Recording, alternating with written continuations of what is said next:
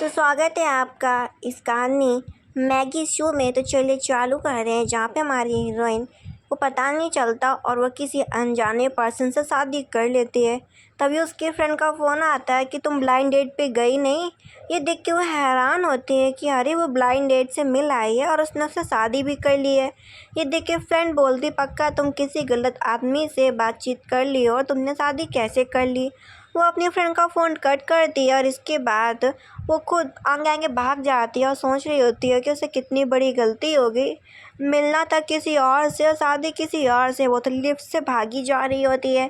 तो इस कहानी में हमारी हीरोइन का नाम मिस शॉ होता है एंड इस कहानी में हमारे हीरो का नाम मिस्टर सेन होता है, जो कि एक सिटी से अभी अभी मीटिंग ख़त्म करके आए होते हैं येंजिंग सिटी में, जहाँ पे असिस्टेंट बोल रहा होता है कि बॉस आप सीधे ओल्ड हाउस क्यों नहीं चलते, और बताता है कि ग्रैंड माँ ने आपके लिए शादी की लड़कियां भी ढूंढना चालू कर दी हैं, तो आपको कोई लड़की पसंद करके शादी कर लेनी चाहिए। ये देख के मिस्टर सेन बताता है कि मिसेस सेन आ गई है तो मुझे शादी करने की कोई भी ज़रूरत नहीं है, और ऐसा बोल के स्माइल करता है। ये देख के असिस्टेंट समझ जाता है कि जो मिस्टर सेन है उन्होंने आके यहाँ पे सीधे शादी कर ली है, लेकिन वह लड़की कौन है इसके बारे में असिस्टेंट को भी नहीं पता होता। अब ये सीन यहीं पे ही कट हो जाता है। अगले दिन का हम सीन ये देखते हैं, जहाँ पे हमारी हीरोइन जॉब के लिए एक कंपनी में जाती है इंटरव्यू के लिए, और देखती है कि सभी लोग लिफ्ट का इंतज़ार कर रहे हैं, लेकिन देखती है कि दूसरी लिफ्ट खाली है तो उसमें चढ़ जाती है। ये देख के बाकी एम्प्लॉयज़ उसी को ही घूर रहे होते हैं और डांट के उसे अपने पास बुलाते हैं कि ये मालिक का ही लिफ्ट है, यहाँ पे सिर्फ मालिक ही इस लिफ्ट से ऊपर जाते हैं।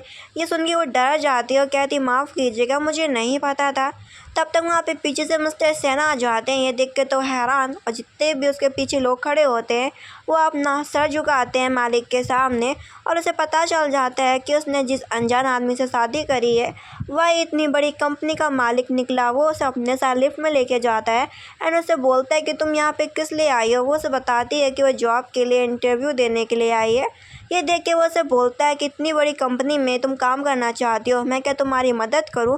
ये देख के वो मिस्टर सेन को मना कर देती है कि नहीं, मदद करने की कोई भी ज़रूरत नहीं है, मैं अपनी मेहनत से इस कंपनी में काम करना चाहती हूँ। इसके बाद वो एक लड़की से मिलती हैं एंड जो लड़की होती है इनका नाम मिस किन होता है, और ये मिस साओ की रिश्तेदार होती हैं। मिस्किन बोलते हैं, शाओ तो मेरी रिश्तेदार हो, इस वजह से मैं तुम्हें इतनी बड़ी कंपनी में काम पर रख रही हूँ, लेकिन कोई भी गलती मत करना। और उसे झाड़ू पोछे का काम पकड़ा देती हैं कि तुम ज़्यादा इतनी खास हो नहीं, तो तुम्हें ये काम तुम पर शूट भी करता है। हम जैसे अच्छे लोग अच्छा पैसा खर्च करके इतनी महंगी पढ़ाई करके आए, तभी इतनी बड़ी पोस्ट में काम मिला है मुझे। अब तुम मेरी रिश्तेदार हो, इसी वजह से तुम्हारी मदद कर रही हूँ, लेकिन ये काम छोटा नहीं है। जो मिस साव होती है वो समझ जाती है कि किन तो उसका बस उसकी गरीबी का और उसका बेइज्जती कर रही है, लेकिन वो हंसी खुशी काम करने के लिए मान जाती है। अब जितने भी लोग होते हैं वो उसे टॉर्चर कर रहे होते हैं कि उसका काम सफाई का होता है, लेकिन उससे कहीं कॉफ़ी मंगा रहे होते हैं, कहीं उसे प्रिंट करने को कह रहे होते हैं कि जाओ इसकी कॉपी कर लाओ, 20 कॉपी कर लाओ, 40 कॉपी कर लाओ। किसी को वाइट कॉफ़ी चाहिए तो किसी को ब्लैक कॉफ़ी चाहिए, किसी को मिल्क कॉफ़ी चाहिए तो किसी को शुगर नहीं चाहिए, किसी को पानी चाहिए, किसी को कुछ नहीं चाहिए। वो इन चीज़ों से परेशान हो गई होती है, उसे गुस्सा भी आ रहा होता है कि वो अपना काम कैसे करे, लेकिन वो कुछ बोल भी नहीं पाती है। जो सामने से जो प्रेसिडेंट होते हैं मिस्टर सेन, वो आ रहे होते हैं, तो मिस किन उससे कॉफ़ी मंगवाते हैं और जानबूझकर उसे धक्का दे देती है। मिस किन चाहती थी कि प्रेसिडेंट मिस शॉ को कंपनी से निकाल दे। ये तब तक जो मिस शॉ के हाथ में कॉफ़ी होती है वो मालिक के ऊपर गिरने वाली होती है, लेकिन वो कॉफ़ी को संभाल लेती है और गरम गरम सी वो कॉफ़ी उसके ऊपर गिर जाती है, उसके सारे कपड़े गीले हो जाते हैं। इसके बाद जो मिस किन होती है तो डांट लगाना चालू करती है कि तुम क्या पागल हो चुकी हो, एक छोटा सा काम भी नहीं हो सकता है तुमसे। तुम्हें पता भी है कि मिस्टर सन को कितने सारे काम रहते हैं, उनका जो कोट है ना, करोड़ों का कोट है, अगर ये ख़राब हो जाता तो तुम इसके पैसे भी नहीं दे पाती। और उसे चिल्ला रही होती है, मिस्टर सेन से बोलती है कि ये मेरी रिश्तेदार है, आप चिंता मत कीजिए, मैं ऐसे कंपनी से निकाल दूंगी, ये आपके लिए परेशानी खड़ी कर रही है। लेकिन जो मिस्टर सेन होता है वो तो जानता था कि ये उसकी वाइफ है, उसकी बीवी है, तो उसे कुछ कहता नहीं, बल्कि उसे कोट पहना देता और इन चीज़ों को इग्नोर मार के अपने काम पे ले लग जाता। और इसके बाद उसे अपने पास बुलाता और बोलता है कि तुम यहाँ पे क्लीनर का काम कर रही हो, सफाई का, तो तुम्हें आम लोगों की नौकरानी बनने का कोई भी ज़रूरत नहीं है। ये देख के वो हैप्पी हो जाते, उसे चिढ़ाते हुए बोलते, इसका मतलब है कि तुम मेरी केयर करते हो। ये सुन के जो मिस्टर सेन होते हुए कुछ भी उसे नहीं बोलते। इसके बाद जो मिस्टर सेन होते हैं वो अपनी दादी माँ से मिलने के लिए गए होते हैं। बोल रहे थे, दादी माँ मैं ऑलरेडी कंपनी में बिजी हूँ। दादी माँ बोलती मैंने तुम्हारे लिए एक लड़की ढूंढ ली है, तुम्हें उससे शादी कर लेनी चाहिए, तुम्हें उससे मिलना चाहिए। ये देख के दादी माँ से मना कर देता है कि मेरे पास एक और कोई लड़की है, मैं उसे पसंद करता हूँ। ये देख के दादी माँ बोलती पक्का वो लालची लड़की होगी जो कि तुम्हारे पैसों का लालच कर रही होगी, तभी वो तुम्हारे पीछे आना चाहती है। ये देख के मिस्टर सेन बोलता है ऐसा कुछ भी नहीं है, और इसके बाद वहाँ से उठ के चला जाता है। इसके बाद हमारी हीरोइन दादी माँ से मिलने के लिए जाती है और उसे पता चलता है दादी माँ इतनी अमीर है। तो याद करती है कि उस दिन दादी माँ मॉल में गाजर ढूंढ रही होती है, लेकिन गाजर नहीं होती, तो कूड़ेदान से कुछ ढूंढ रही होती है, लेकिन उसे पता नहीं चलता कि दादी माँ कुछ और ढूंढ रही होती है। तो वो खड़ी होती तब भी वहाँ पे उसका एक्स बॉयफ्रेंड आ जाता है, जो कि अपनी नई गर्लफ्रेंड के साथ आया होता है। बोल रहा होता है कि तुम जैसे गरीब लोग भी इतनी अमीर जगह आ सकते, पक्का तुम्हारा कोई ना कोई दोस्त यहाँ पे गरीब काम ही करता होगा। वो उसकी बातों को अनसुना कर देती है। बटलर मना कर देता है मिस्टर चैन को कि अभी जो ओल्ड मैन है वो आपसे मिलना नहीं चाहती, तो आप लोग अपने गिफ्ट और अपने साथ वापस लेके जाए। इसके बाद मैडम शाह को अंदर चलने के लिए बोलता है। ये देख के मिस्टर चैन की गर्लफ्रेंड बोलती है कि इस लड़की में ऐसा क्या है, इतनी सस्ती सी गाजर के लिए ग्रैंड माँ मिलना चाहती है इस लड़की से, बहुत ही गलत बात है। इसके बाद वो ग्रैंड माँ से बोलती है और कहती है ग्रैंड माँ आप तो बहुत ज़्यादा रिच हो, तो उस दिन आप कूड़ेदान से गाजर क्यों ढूंढ रही थी? वो बोलती नहीं मैं कुछ और ही ढूंढ रही थी। इसके बाद वो उसे गाजर देती है कि मैं आपके लिए बहुत ही फ्रेश फ्रेश गाजर लेके आई हूँ। फिर दादी माँ का घर देख रही होती, दादी माँ समझ जाती हैं कि जो ये शाह है बहुत ही अच्छी लड़की है, तो उसे अपने मन से बहुत ही महंगी महंगी ड्रेस ब्रेसलेट दिए जा रही होती हैं, ज्वेलरी हील्स। तो मना कर देती है कि गिफ्ट बहुत ज़्यादा एक्सपेंसिव है, कुछ उसे कुछ ऐसा दे दो जो कि बहुत सस्ता हो। ये देख के वो एक अंगूठी को पसंद कर लेती है कि अंगूठी पक्का सस्ती होगी, तो रख लेती है। ये देखिए दादी माँ भी उसे कुछ नहीं कहती और कहती है हाँ ठीक है रख लो, और वहाँ से वो चली जाती है। बटलर आता है और कहता है कि सर ने अभी अभी अंगूठी खरीदी थी और अंगूठी यहाँ से गायब होगी, क्या हमें पुलिस को फ़ोन करना चाहिए? ये देख के दादी माँ बोलती है कि अभी वो मिस शाह अंगूठी ले गई है और उस लड़की को कुछ भी मत करना, और बोलती रही बात उस अंगूठी की तो दूसरी ढूंढो जाके। इधर जो मिस्किन होती हैं वो तो अलग ही अपने सपने बनाए होते हैं, और उन सपनों के बारे में कलीग्स को बता रही होती है कि उसका शादी कंपनी के मालिक के साथ होगा। कल कंपनी की एनिवर्सरी पार्टी थी जहाँ पे मिस्टर सेन गए थे, और मेरे घर वालों ने मिस्टर सेन से शादी की बात की थी और वो तैयार हो गए, और दादी माँ ने मुझे ये महंगी सी अंगूठी दी है अपनी बहू के तौर पे। ये देख के हमारी हीरोइन भी आ जाती है निशा, और वो बताती है कि कल जो मिस्टर सेन थे वो एनिवर्सरी पार्टी पे नहीं गए थे। ये देख के कलीग्स बोल रहे होते तुम जैसी क्लीनर को ये सारी बात कैसे पता, और तुम झूठी हो यार, कल कंपनी का एनिवर्सरी था, वो कंपनी के मालिक है, वो इतनी इंपॉर्टेंट पार्टी में क्यों नहीं जाएंगे? ये देख के बोलते मैं झूठ नहीं बोल रही बल्कि झूठ मिस किन बोल रही है। इसके बाद जो मिस किन होती है सभी के सामने अंगूठी दिखा रही होती है, और मिस काओ को भी दिखाती है कि ये देख लो जो ये अंगूठी है मुझे ग्रैंड माँ ने दी है और वो मुझे अपनी बहू बनाने को तैयार है। ये देख के हमारी हीरोइन उस अंगूठी को देखती है और बोलती है सेम अंगूठी ऐसी मेरे पास भी है। और वो दिखाती है कि मिस किन तुम झूठ बोल रही हो, तुम्हारे पास जो अंगूठी है वैसे ही मेरे पास भी अंगूठी है। लेकिन जो कलीग्स होते हैं वो बोलते हैं कि मिस किन बहुत ही बड़ी पोस्ट पे हैं और आम बात है कि उसका शादी कंपनी के मालिक के साथ हो सकता है। और कहती है दूसरी कलीग कि मैंने इंटरनेट पे देखा था कि मिस्टर सेन ने अभी अभी अंगूठी खरीदी करोड़ों की, और उसने अपनी बीवी का नाम भी लिखवाया है उसके ऊपर। ये देख के मिस किन डरने लगती हैं क्योंकि उसकी अंगूठी पे कोई भी नाम नहीं होता। ये देख के कलीग बोलती है शायद मैंने गलत देखा होगा, मिस किन ने जो अंगूठी पहन रखी है वही असली अंगूठी है। तब तक वहाँ पे जो मिस्टर सेन आ जाते हैं, ये देख के बोलते हैं कि यहाँ पे क्या तमाशा है, इतना शोर क्यों मचा रहे हो? ये देख के कलीग वगैरह बोलना चालू करती है कि मिस्टर सेन आप कल पार्टी में गए थे कि नहीं गए थे? और ये लड़की मिस शॉ बोलती है कि आप पार्टी में नहीं गए थे, कल तो आपकी खुद की कंपनी का एनिवर्सरी पार्टी था, आप इतनी इम्पोर्टेंट पार्टी में कैसे नहीं जा सकते? ये देखिए मिस्टर सेन बोलता है कि मैं कल पार्टी में नहीं गया था बल्कि मैं अपने घर पे था। ये सुनने के बाद तो वर्कर्स हैरान कि मिस किन ने झूठ बोला। इसके बाद वहाँ पे अंगूठी की बात उठने लगती है कि अंगूठी किसी और ने नहीं बल्कि आपकी दादी माँ ने मिस किन को दी है। ये देख के हमारी हीरोइन बोलती है ये भी झूठ है, मिस किन झूठ बोल रही है। लेकिन हमारी हीरोइन कहती है कि मैंने दादी माँ को देखा है। ये देख के कलीग्स बात करते हैं कि जो बूढ़ी औरत है उसने कंपनी चालू करके इतना बड़ा बना दिया, लेकिन वो कभी भी कंपनी नहीं आती है। तुम कैसे दादी माँ को देख सकती हो? अचानक से जो दादी माँ होती है वो कंपनी पे ही आ गई होती है और उन्हें पता चल जाता है कि क्या सब बात चल रही है। मिस किन बोलती है कि ये मुझे अंगूठी मिस्टर सन की दादी माँ ने दी है, वो मुझे अपनी बहू बनाना चाहती हैं। मिस्टर सन को लगता है कि दादी माँ ने जिस लड़की से उसकी शादी करने की बात की थी वो शायद मिस किन ही होगी, तो वो भी कुछ नहीं बोलता। दादी माँ सामने आ जाती है, लेकिन मिस किन उसे पहचान नहीं पाती। ये देख के हमारी हीरोइन बोलती है, यही तो है मिस्टर सन की दादी माँ, इस कंपनी की सबसे बड़ी मालकिन। तुम इन्हें नहीं पहचानती तो तुम्हें किसने अंगूठी दी? इसका मतलब है तुम झूठ बोल रही हो। दादी माँ बोलती है कि मैं किसी भी किन नाम की लड़की को नहीं जानती हूँ, मेरी तो सिर्फ एक ही पोती बहू है और उसका नाम मिस शाह है और मिस शाह को ही मैंने पसंद किया था मिस्टर सन के लिए। ये देख के मिस्टर सन को समझ में आ जाता है कि दादी उस दिन जिस लड़की की बात कर रही थी शादी करने के लिए वो मिस शाह थी। दादी माँ को बताती है कि मिस्टर सन ने और स्नेबल की शादी ही कर ली है और दोनों के पास मैरिज सर्टिफिकेट है। ये देख के दादी माँ बहुत ज़्यादा खुश होती है कि चलो कुछ तो अच्छा काम किया उनके ग्रैंडसन मिस्टर सन ने। इसके बाद जो मिस्किन होता है उनका मुंह बन जाता है और जो कलिक होती है उन्हें निकाल दिया जाता है जॉब से। इसके बाद का हम सीन देखते हैं जहाँ पे जो हमारी हीरोइन होती है वो मिस्टर सेन को ट्रीट देने के लिए आई होती है, क्योंकि उसने उसकी बहुत ज़्यादा हेल्प की होती है। मिस्टर सेन बोल रहा होता है तुम तैयार हो ना ट्रीट देने के लिए? वो कहती हाँ, लेकिन वो देख रही होती है कि ये जो रेस्टोरेंट है वो बहुत ज़्यादा एक्सपेंसिव है। तो सबसे पहले जाती है और मेन्यू कार्ड देखती तो उसे पता चलता है कि यहाँ की जो डिश 150 की नहीं बल्कि 20-20 हज़ार की डिश है। ये देख के वो तो हैरान हो जाती है कि उसके पास तो इतना पैसा भी नहीं है, वो तो एक पानी का बॉटल भी खरीद नहीं सकती, क्योंकि पानी की बॉटल की कीमत ही 6-7 हज़ार रुपये है। ये सुन के बहुत ज़्यादा हैरान हो जाती है।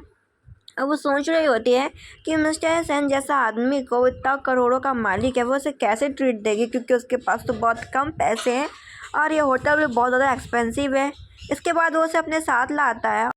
देखता है कि जो मिस शाह बहुत ज़्यादा परेशान है और उसकी क्यूट सी हरकतों को देख के उसे बहुत ज़्यादा मज़ा आ रहा होता है, क्योंकि वो बोले जा रही होती है कि मेरे पास वीचैट में कोई ऐसा रिश्तेदार नहीं है, फ्रेंड नहीं है कि मैं जैसे उधार भी मांग लूँ, और बहुत ज़्यादा परेशान होती है। इसके बाद जो मिस शाह होती है वो मिस्टर सन से दोबारा मेन्यू मांगती है देखने के लिए और दोबारा देखे जा रही होती है। सोच रही होती है कि यार ये तो सच में बहुत सारी डिश महंगी है, मैं कैसे ऑर्डर करूं? फिर जो मिस्टर सेन होते हैं वो अपने मन से अपनी इच्छा अनुसार डिश मंगाना चालू कर रहे होते हैं और वो बोलते हैं कि तुम खाना स्टार्ट करो ना। वो कहती नहीं नहीं मेरा पेट भरा हुआ है, तुम खाओ। वो कहता नहीं खाओ यार, इतना मत सोचो। इसका तो सिर्फ बाथरूम चला जाता है तो बोलता है तुम खाओ, मैं बाथरूम से होके आ रहा हूँ। अब वो सोचती है कि इतनी महंगी डिश है यार, खा ही लेती हूँ, शायद मेरे नसीब में ना लिखा हो इतनी महंगी डिश खाना, तो आज खा लेती हूँ। तो वो खाने ही जा रही होती है। तभी वहाँ पे एक गर्ल आ जाती है जो कि उसके कॉलेज में ही पढ़ा करती थी। उसका बॉयफ्रेंड बोलता है लड़की कौन है? वो उसे बताती है कि एक गांव की लड़की है जो कि मेरे इतने महंगे स्कूल में पढ़ा करती थी। वैसे सुंदर थी, लेकिन आज उम्मीद नहीं हो रही कि आज यहाँ पे क्या करिए। वैसे तुम जैसे गरीब भी इतने महंगे रेस्टोरेंट में खा सकते हो, मुझे उम्मीद नहीं थी। लेकिन वो उनकी बातों का कोई जवाब नहीं दे रही होती। फिर उसके बाद वो बोलना चालू करती है कि तुमने कोई बुरा आदमी फंसा रखा होगा जो तुम्हारे लिए इतना महंगा रेस्टोरेंट का पेमेंट पे करेगा। और बताते हैं कि ये मेरे बगल में जो बंदा खड़ा वो कोई और नहीं बल्कि मिस्टर सेन है। ये सुनने के बाद वो बोलते हैं ये मिस्टर सेन है? वो कहती हाँ यही मिस्टर सेन है। ये सुन के वो कुछ नहीं बोलती। जो वो लड़की होती है वो हमारी हीरोइन को पीटने जा रही होती है। ये देख के मिस्टर सेन आ जाता है कि तुम्हारा हिम्मत कैसे हो गया मेरी वाइफ को ऐसे परेशान करने का। ये देख के वो जो लड़की होती है वो गार्ड्स को बुलाने लगती है कि इतने महंगे रेस्टोरेंट में तुम जैसे गरीब के हाई क्लास को बर्बाद कर रहे हो, ऐसे यहाँ पे कितनी तुम लोग गंदगी फैला रहे हो। ये सुनने के बाद मालिक आ जाता है और वो उन दोनों को ही निकाल देता है, ये बोलते हुए कि तुम लोगों का दिमाग ख़राब है, यही असली मिस्टर सेन है। ये देखो उस लड़की को पता चलता है कि अभी तक वो जिस आदमी के साथ घूम रही है वो असली मिस्टर सेन नहीं है और उसके साथ बहुत बड़ा धोखा हुआ है। वो तो पागल ही हो जाती है, क्योंकि उसने नकली वाले मिस्टर सेन के ऊपर करोड़ों रुपये इन्वेस्ट कर दिए होते हैं। इसके बाद हमारी हीरोइन अपने फियांसी के साथ वापस जाती है और उसका लंच भी ख़त्म हो जाता है। इसके बाद हमारी हीरोइन कहीं जा रही होती है, क्योंकि आज उसके क्लास का रियूनियन होता है, तो वह अपने हस्बैंड फियांसी को लेके आई होती है। और जो उसकी टीचर्स होती है वो देखती है कि उसके जितने भी आम स्टूडेंट हैं उनको ध्यान नहीं दे रही होती है। जो उसके अच्छे जो स्टूडेंट मतलब कि जो अमीर होते हैं प्रेजेंट टाइम पे, उन सभी के लिए उसने अच्छे से सीट वगैरह अलग अलग बुक कर रखी होती है। और दूर से हर चीज़ हमारी हीरोइन सुन रही होती है। मिस साव बोलती हैं कि देखो आज मेरी क्लास का रियूनियन है, अगर तुम चाहो तो तुम अंदर चल सकते हो, मैं तुम्हें फोर्सफुली नहीं बुलाऊंगी। और उसे बता देती है कि यहाँ पे मेरा एक्स बॉयफ्रेंड भी आया है, तो मैं तुम्हें सब चीज़ पहले बता दे रही हूँ। उसके जो क्लास टीचर होती है बोलती है तुम्हारा ये हस्बैंड है? वो कहती है हाँ मेरा हस्बैंड है। और बोलती है झूठ मत बोलो, तुम जैसी लड़की से इतना सुंदर आदमी शादी कर ही नहीं सकता। और उसे बोल देती है कि मिस्टर चेन आए हैं और वो अपनी गर्लफ्रेंड के साथ आया है, इसलिए मैं तुम्हें पहले ही बोल रही हूँ, सोच समझ के अंदर जाना। ये देख के बोलती है हाँ मैंने सोच लिया। और वो अंदर जा रही होती है, लेकिन जो मिस्टर सेन होते बोलते तुम मेरा वेट करो, तुम अंदर जाओ, मैं थोड़ी देर में आता हूँ। वो कहती ठीक है अच्छा। वो अंदर जाती है और देखती है कि अमीर लोगों के लिए अलग टेबल है और मिडिल क्लास के लिए अलग टेबल रखी है उसके टीचर ने। उसके टीचर बोलते हैं देखो तुम उस लाइन में बैठ सकते हो क्योंकि तुम लोगों ने अपनी ज़िंदगी में कुछ नहीं किया। और इस तरफ मिस्टर चेन की गर्लफ्रेंड वीआईपी लोग हैं, तो ये लोग इस तरफ बैठेंगे। ये सुन के वो अलग अलग चेयर में बैठ जाती है जाके। इसके बाद जो मिस्टर चेन होते हैं वो अपनी गर्लफ्रेंड को बोल रहे होते हैं कि इससे मिलो, इस लड़की का नाम मिस शॉ है, ये मेरी गर्लफ्रेंड रही है लेकिन एक्स गर्लफ्रेंड है, लेकिन अब तुम मेरी प्रेजेंट वाली गर्लफ्रेंड हो। और उसकी गर्लफ्रेंड का नाम मिस म्यू होता है। मिस म्यू बोलती हो तुम्हारी इतनी घटिया चॉइस थी, मुझे उम्मीद नहीं थी, तुम्हें इस जैसी लड़की को बहुत पहले ही छोड़ देना चाहिए था। ऐसा वो मिस शॉ के बारे में बोल रही होती है। ये देख के हमारी हीरोइन होती है वो कुछ नहीं बोलती, चुपचाप बैठ जाती है। जो टीचर होती है वो मिस्टर चेन की मिस लिली की तारीफ़ों के पुल बांधे जा रही होती है कि अमीर लोग हर चीज़ को अफोर्ड कर सकते हैं, अमीर लोगों के लिए ही हर चीज़ दुनिया में बनी है। और उसके बारे में बोल रहे होते हैं। ये देख के हमारी हीरोइन बोलती क्या मतलब है इसका कि गरीब लोग क्या इस दुनिया में जी नहीं सकते। ये देख के मिस्टर चेन बोल रहा होता है तुम्हें क्या पता कि मैं अपनी गर्लफ्रेंड के लिए बहुत एक्सपेंसिव सा ब्रेसलेट लेके आया हूँ, और ये ब्रेसलेट के सिर्फ 2 मालिक है, एक चेन परिवार और एक सिर्फ सेन परिवार। इसके बाद वो अपनी गर्लफ्रेंड को सभी के सामने वो ब्रेसलेट पहनाता है। ये देख के हमारी हीरोइन कुछ नहीं बोलती, बल्कि उसे अपने एक्स बॉयफ्रेंड पर गुस्सा आ रहा होता है कि अब फालतू में आज का रियूनियन ख़राब कर रहा है। ये और उसकी गर्लफ्रेंड मिलके बस और भी स्टूडेंट की बेइज्जती किए जा रहे होते हैं। तब तक मिस्टर सेन का सेक्रेटरी आ जाता है और वो बोलता है कि हम लोग मिस्टर सेन की वाइफ को लेने के लिए आए। ये देखकर लिली बोलती है तो मिस्टर सेन की वाइफ कौन है? इसके बाद मिस्टर सेन खुद आ जाते हैं और बताते हैं कि मेरी वाइफ का नाम मिस शॉ है। ये सुनने के बाद तो मिस्टर चेन और मिस लिली तो हैरान हो जाती हैं दोनों। और जो मिस्टर सेन होते हैं वो अपनी वाइफ को बहुत ही 400 करोड़ का एक ब्रेसलेट पहनाते हैं। ये देख के मिस्टर चेन भी हैरान हो जाता है क्योंकि जो उसने अपनी गर्लफ्रेंड लिली को जो ब्रेसलेट दिया होता है वो तो कुछ भी नहीं होता, और मिस्टर चेन का जो ब्रेसलेट होता है 10 गुना 1000 गुना बहुत ज़्यादा महंगा होता है। इसके बाद जो मिस्टर सेन होता है वो चेन फैमिली के साथ सारे कांटेक्ट करने से मना कर देता है। यह देख के मिस्टर चेन को विश्वास नहीं होता क्या यह सच में सेन परिवार का ही मालिक था। इसके बाद वो बाहर आती है, इतनी करोड़ों की कार देखते उसे विश्वास नहीं होता कि ये सच में रॉल्स रॉयल एक लग्जरी कार है। और वो बोलती क्या ये सच में जो ब्रेसलेट मैंने पहना है वो करोड़ों का है। और उसका सूट वूट वगैरह देख रही होती, बॉडी गार्ड को देख रही होती, वो कह रही होती है क्या सच में तुम करोड़पति हो मिस्टर सेन? ये सुनने के बाद तो मिस्टर सेन हंस रहा होता है कि उसकी छोटी छोटी बातों पे कि सच में उसके पास बहुत ही छोटा सा दिमाग है। इसके बाद हम अगले दिन का सीन देखते हैं जहाँ पे मिस शॉ दादी माँ के साथ कैफ़े में बैठी होती है। तभी आप उसे ढूंढते हुए मिस्टर चेन आता बताता कि तुम उस दिन एक नकली आदमी के साथ दिखावा कर रही थी कि वो सेन परिवार का मालिक है। और उसे दिखाता है कि मुझे मिस्टर सेन की तरफ से इनविटेशन कार्ड आया है और बोलता है कि मुझे विश्वास है कि तुम और वही तुम्हारा जो आदमी था जो उस दिन आया था, तुम दोनों एक नंबर के झूठे हो। और बोलता है कि ये देख लो इनविटेशन कार्ड, ये मिस्टर सेन का है। और बोलता है कि मैं तुम्हें खुद बोलता हूँ कि तुम उस पार्टी में ज़रूर आना ताकि मैं तुम्हारा भी पर्दाफाश कर सकूँ। ये देख के वो मना कर रही होती लेकिन दादी माँ उस कार्ड को एक्सेप्ट करने के लिए बोलती है और कहती है तुम जाओ उस पार्टी में। पार्टी का सीन देखते हैं जहाँ पे लिली बात कर रही होती है मिस्टर चेन से कि हम मास्टर सेन को मना लेंगे अपने साथ डील करने के लिए। तब तक वहाँ पे जो मास्टर सेन परिवार का जो हेड होता है वहाँ पे आ जाता है चेन उसे पंच मारने लगता है कि तुम झूठे लायर यहाँ पे भी ड्रामा क्रिएट करना चाहते हो, पुअर गाय कह के तुम जैसे गरीब लोग इतनी बड़ी पार्टी में कैसे आ सकते हो। ये देख के वो उसे खुद ही उल्टा लात मारता है। मिस्टर चेन बोलता है कि अगर तुम सच में सेन परिवार के मालिक हो तो तुमने हमें इस पार्टी में क्यों बुलवाया। ये देख के मिस्टर सेन बोलता है क्योंकि मैं सभी के सामने अनाउंस करना चाहता था कि मैंने चेन परिवार के साथ सारे कॉन्टैक्ट ख़त्म कर दिए हैं। ये सुनने के बाद तो अब जो मिस्टर चेन होते हैं पूरी तरीके से बर्बाद हो गए होते हैं, क्योंकि उनके ऊपर सिर्फ मिस्टर सनी था जो कि उनकी कंपनी चलाने में मदद कर रहा था। अब जो मिस्टर सन ने भी उसको छोड़ दिया तब चेन फैमिली कहीं की भी नहीं रही। अभी मिस्टर सन की नज़र पड़ती है कि जो उसकी वाइफ मिस सॉ है वो भी इस पार्टी में आई है। वो तो बस पीछे पीछे बस खाना पीने पे ध्यान दे रही होती है। वो उसके पास आती है। मिस्टर सन बोल रहा होता है कि मैं तुम्हें बताना चाहता हूँ, मैं तो बस चेन परिवार के लोगों को सबक सिखाने के लिए आया हूँ। लेकिन वो उसे ये बोलते हैं कि मुझे दादी माँ ने भेजा था कि मैं इस पार्टी में आऊँ, मुझे नहीं पता था कि तुम भी इस पार्टी में आने वाले हो। इसके बाद वो मिस्टर सन को भगा के लेके जा रही होती है। उसे लग रहा होता है कि चेन परिवार के लोग ज़्यादा अमीर हैं तो वो उसके हस्बैंड को नुकसान पहुंचा सकते हैं, तो उसे भगा रही होती है। लेकिन उसे खुद नहीं पता होता है कि जो मिस्टर सन है वो कितने पावरफुल हैं। इसके बाद जो हमारी हीरोइन होती है वो फिर से ऑफिस ज्वाइन करती है और ऑफिस में काम कर रही होती है। जो मिस किन होती हैं उनको अभी तक कंपनी से निकाला नहीं गया होता और ये कलीग को जॉब से निकाला गया होता है, लेकिन मिस किन ने सोर्स से उस लड़की को वापस ला दिया होता है कंपनी में। वो बोल रही होते हैं कि किसी दिन अगर मिस्टर सन गुस्सा गए, उन्होंने तुम्हें कंपनी से बाहर निकाल दिया तो वो से बताते हुए ऐसा कभी भी नहीं करेंगे, क्योंकि मेरे फादर ने इस कंपनी में बहुत ज़्यादा मेहनत करी है और वो मर भी गए इसी कंपनी में। तो मेरे फादर ने मरते वक्त मिस्टर सन से वादा लिया था कि वो मुझे, मेरी बेटी को इस कंपनी में रखेंगे और इस कंपनी में कभी भी नहीं निकालेंगे। तो इस वजह से मिस्टर सन मुझे कभी भी कंपनी से नहीं निकाल सकते। इसके बाद मिस शॉ को देखते हैं, मिस किन को देखते हैं जो कि मास्टर सन के सामने खड़े होते हैं। मास्टर सन बोल रहा होता है कि सेक्रेटरी मैंने तुम्हें किन सेक्रेटरी काम के लिए रखा था, लेकिन तुम कुछ ज़्यादा ही लोगों को परेशान करते हो, इस वजह से मैं तुम्हें रिप्लेस करता हूँ, आपसे तुम सफाई वाला काम करोगी।